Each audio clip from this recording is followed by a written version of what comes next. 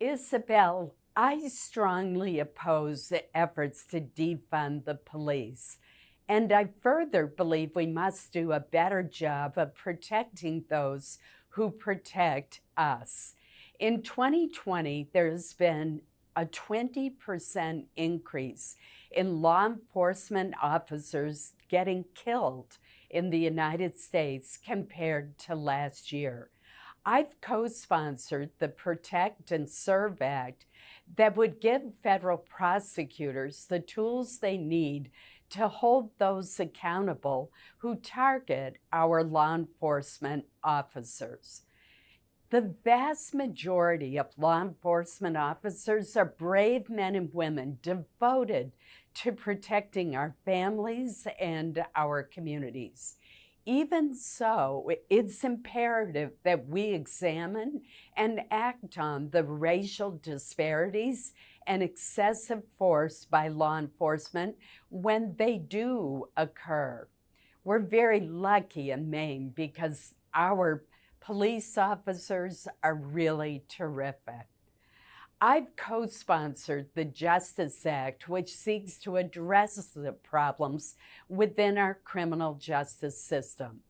Among other aspects, it would improve officer training, increase the use of body-worn cameras, penalize police departments that fail to ban chokeholds except in truly extraordinary circumstances, and increase penalties for false reports that are filed by the police. We can crack down on excessive force that led to the horrific death of George Floyd without defunding our police. And that's what we should do.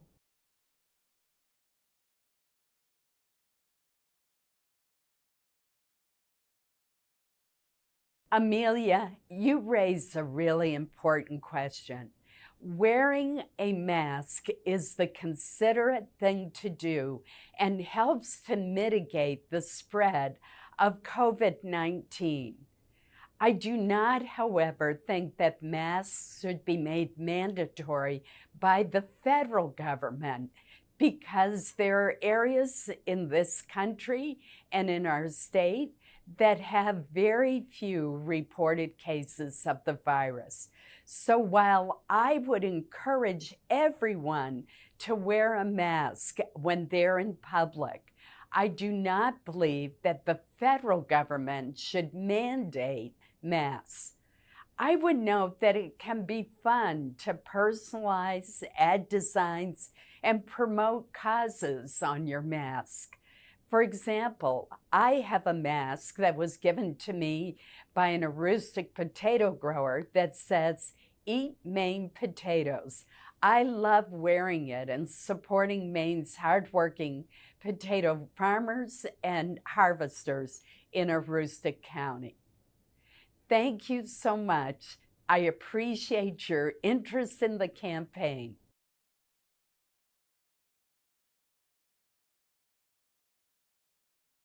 Blake, thanks so much for your question. My best leadership qualities are that I work hard and I bring people together rather than worsening the polarization that exists in our country right now.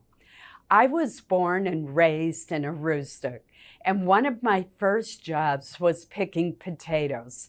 That's where I learned the values of hard work, serving others, and keeping my commitments. These values have shaped my entire life, and they've guided my service in the United States Senate. My top priority has always been to solve problems and improve the lives of my fellow Mainers. I've never missed a single roll call vote to ensure that our state is always represented. I'm proud of what I've been able to accomplish for our state, for our county, and for our country. Because of my willingness to work hard and my experience and seniority, I've been able to achieve real results.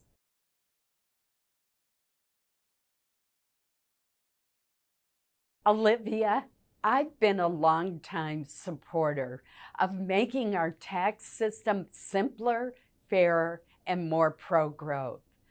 For example, I authored a tax deduction that helps reimburse your teachers if they purchase supplies out of their own pocket.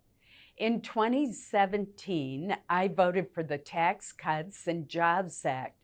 It helped lower and middle-income families keep more of their hard-earned money. The tax law reduced taxes for 90% of Maine's taxpayers. Thanks to tax reform, a Maine family of 4 making $60,000 a year pays $1,700 a year less in taxes. A single mom earning $35,000 a year with 1 child saw her taxes drop by nearly 4,000%.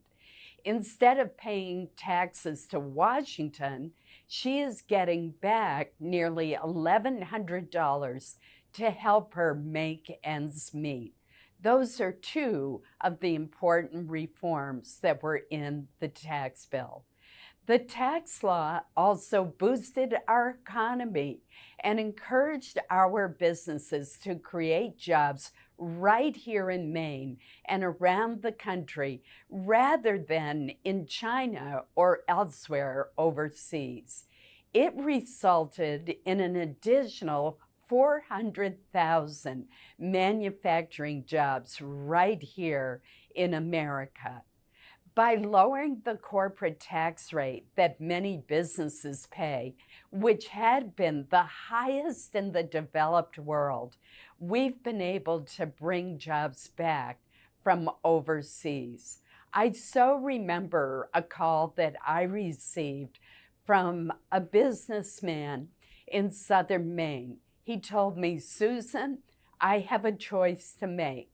I can either expand here in Westbrook, Maine, or overseas, and it's going to depend on whether or not the tax bill passes." Well, it did pass with my support, and he did expand and create new jobs in Westbrook.